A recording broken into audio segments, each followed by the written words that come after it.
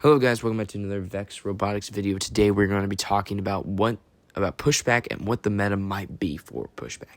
So starting off with pushback, it's not what all we expected. We thought it would be a shooting game, so it changed my perspective. I did study for shooting games, and that did not end up being correct. The good thing is I have studied all Vex games, so I'm kind of got an idea of what the meta is going to be. But basically, it's a back and forth game where all the goals are being shared, and you're putting these balls into these tubes and you're trying to move it back and forth. And so you also collect the tubes from match loading zones that are like these big tubes, which one of my teammates actually said and got correct. And then the main game object is kind of like a block and ball at the same time. So it's kind of like a buckyball, but a little bit different. And I think it's a very interesting game object because it poses a challenge. And also kind of cancels out one of the main intakes we've been using for the past few seasons. So that kind of gets me into like the meta. So I think first of all, the intake meta is not going to be the same flex wheel array we've had for the past few years. Spin up, they used it.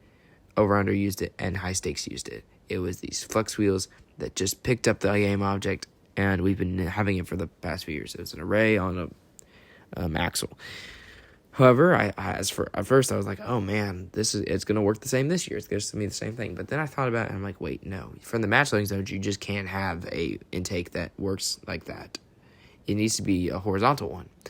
And so the intakes this year, I think, are going to be a lot like Change-Up and Tower Takeover, where it's going to be two arms, whether you use flaps or flex wheels or traction wheels even with the Hero Bot. It's going to be these arms, I think, is the play here to pick it up, because that's, I think, the easiest way to get it into the intake. Also, blocks are easier to be picked up by arms than regular like flex wheel intakes. Now, once you get past the arm part, how do you get it up? Well, I think flaps is going to be a big conveyor flap. I think it's a technique a lot of people will use. I think flex wheel hood is not the way to go, though. Flex wheels just don't mold as well around like a more square shape, which these are. So they're literally called blocks.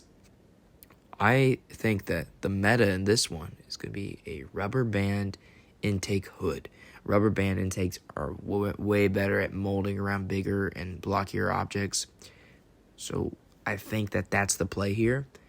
And I think a lot of people are like, I know people have been talking about lifts and like how to get to different goals, and I don't know if that's really the play, but I think the meta is going to end up being these arm bots that can quickly intake.